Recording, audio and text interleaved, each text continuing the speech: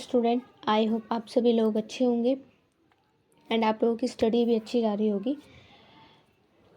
तो आज welcome back our YouTube channel Ashish Tiwari update. तो आज की इस वीडियो में हम बात करेंगे हिस्ट्री ऑफ इंडिया, जो हमारा सब्जेक्ट है, डिसिप्लिन का जो हमारा सब्जेक्ट है माइनर का, सेमेस्टर 4 का, उसके चैप्टर 4 के बारे में बात करेंगे। हमने अपनी लास्ट वीडियो में 3 चैप्टर्स कवर कर लिए थे। और अगर कोई चैनल पे फर्स्ट टाइम विजिट कर रहा है तो उस चैनल को सब्सक्राइब कर लीजिए, जिससे आपको आने वाली जो अपकमिंग वीडियोस की अपडेट है वो आपको टाइम टू टाइम मिल सके। ओके। और इस वीडियो को आप पूरी देखिएगा। वीडियो पूरी देखेंगे तभी आपके सारे जो टॉपिक्स हैं वो क्लियर होंगे। वो कोई भी आपकी डाउट्स या क्वेरीज होती हैं तो वो आप कमेंट बॉक्स में पूछ सकते हैं या फिर इंस्टाग्राम पेज पे फॉलो करके पूछ सकते हैं, आपको उसका रिप्लाई मिल जाएगा। और डेली अपडेट्स के लिए आप हमारा व्हाट्सएप चैनल भी ज्वाइन कर सकते हैं, जिसकी लिंक मैं आपको डिस्क्रिप्शन बॉक्स में दे दूँगी। और नोट्स और PY के क्वेश्चंस के लिए आप हमारा टेलीग्राम चैनल ज्वाइन कर सकते हैं, इसकी लिंक भी हम डिस्क्रिप्शन में दे देंगे, तो आप वो ज्वाइन कर लीजिएगा। चलिए आगे बढ़ते हैं अपनी वीडियो की तरफ। ये हमारी सेकेंड यूनिट का चैप्टर नंबर 4 है। यूनिट कौन सी हमारी सेकेंड है, चैप्टर 4 है कि अकबर से औरंगज़ेब तक जो मुग़ल साम्राज्य था उसकी नीतियाँ क्या थी और राजपूत संबंध क्या था, उनकी विचारधाराएं, उनकी धार्मिक नीतियाँ क्या क्या थी।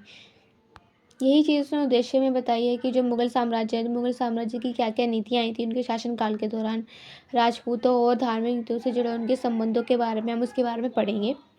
और ये भी जानेंगे कि जो अकबर, जहांगीर, शाहजहाँ, औरंगजेब की जो नीतियाँ हैं वो किस प्रकार सबकी अलग अलग थी और उनके इस पर क्या प्रभाव पड़े थे, उनके शासनकाल पे इसका क्या प्रभाव पड़ा था।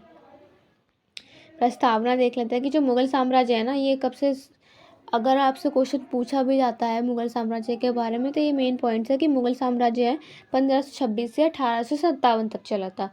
ये भारत का एक प्रमुख मुस्लिम साम्राज्य था जिसकी नींव बाबर ने रखी थी।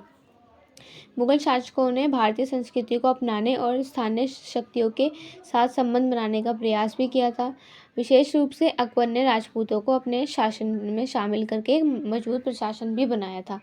जो अकबर थे, इन्होंने राजपूतों के साथ संबंध बनाया। उन्होंने देखा कि उनकी जो बेगम थी जोधाबाई, इन्होंने उनके साथ विवाह भी किया। अपने जो शासक की जो नीति है उसके संबंध अच्छे बनाने के लिए उन्होंने विवाह भी किया था।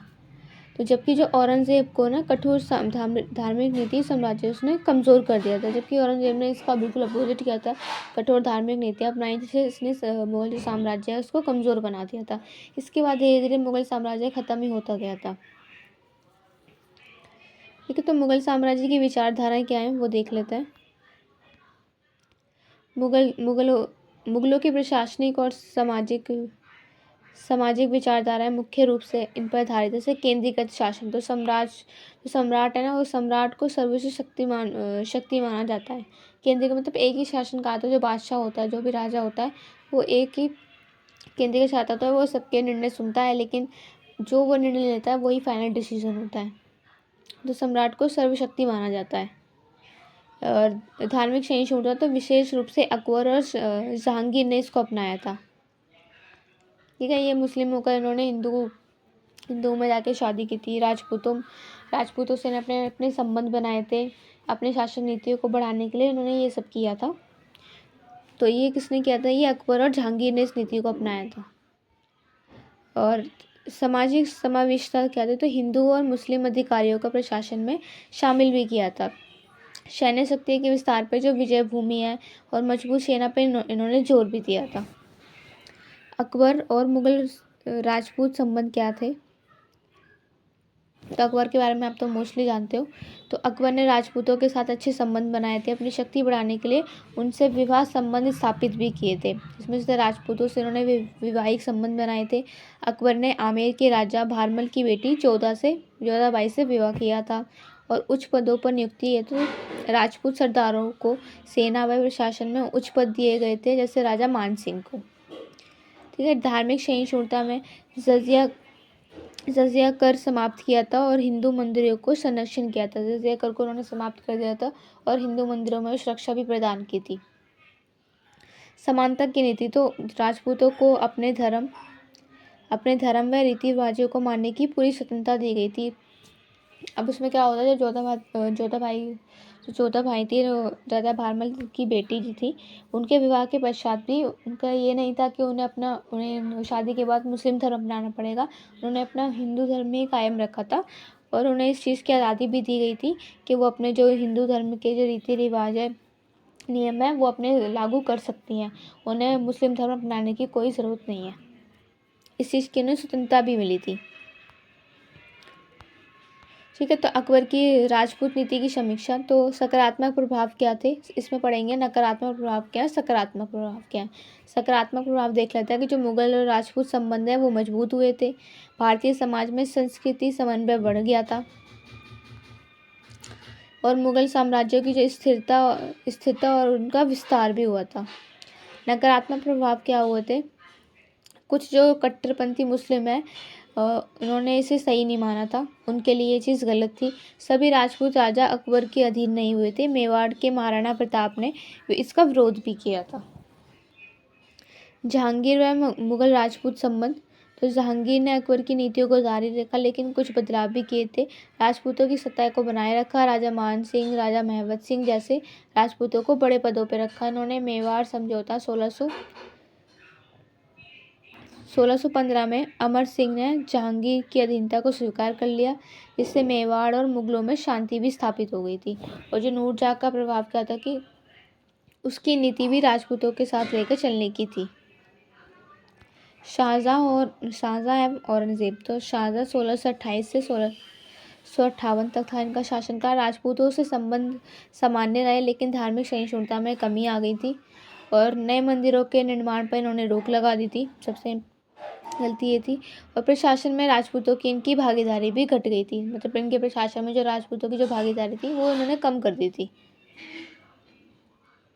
औरंगजेब का शासनकाल जो 1658 से 1707 तक चला था। एक कट्टर सुन्नी इस्लाम को इन्होंने बढ़ावा दिया था। जजिया कर फिर से इन्होंने लगा दिया था जो अकबर ने समाप्त करवा दिया था, इन्होंने फिर शुरू कर दिया था। तो हिंदू मंदिर तोड़े गए थे जिससे राजपूत असंतुष्ट हो गए। इसकी वजह से इनका जो साम्राज्य है वो खतरे में आने लगा। कई राजपूतों ने विद्रोह किया, जैसे मारवाड़, मेवाड़। अकबर की धार्मिक नीति। तो अकबर की धार्मिक नीति सबसे उदार थी। तो सुलह कुल नीति, तो सभी धर्मों के प्रति समानता और दीन इलाही, तो एक नया धर्म जिसमें सभी धर्मों की अच्छी बातें भी शामिल थी। हिंदू पर कर समाप्त, तो जजिया कर हटा दिया था इन्होंने और सभी धर्मों के विद्वानों को दरबार में इन्होंने स्थान दिया था। जहांगीर की धार्मिक नीति। तो अकबर की नीति को इन्होंने जारी रखा था।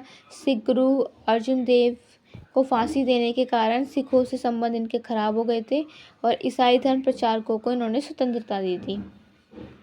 शाहजहाँ की धार्मिक नीति क्या थी, तो धार्मिक सहिष्णुता घटी थी और जजिया कर लागू नहीं किया था लेकिन हिंदू मंदिरों के निर्माण पर इन्होंने रोक भी लगा दी थी और इस्लामी स्थापत्य कला को इन्होंने बढ़ावा दिया था, जैसे ताजमहल, जामा मस्जिद, जो आज भी ताजमहल हमारा वहाँ आगरा में स्थित है, तो उन्होंने इस चीज़ को बढ़ावा दिया था। तो औरंगज़ेब की धार्मिक नीति क्या थी, ये कट्टर इन्होंने इस्लामी नीति अपनाई थी। हिंदू मंदिर इन्होंने तोड़ दिए थे, जैसे काशी, मथुरा, और जजिया कर फिर से इन्होंने लागू कर दिया था।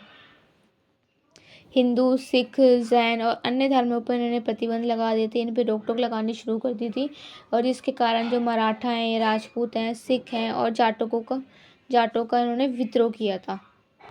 निष्कर्ष क्या है, अकबर की नीति शारीरिक सहिष्णु थी जिसने मुगल साम्राज्य को स्थिरता दी थी।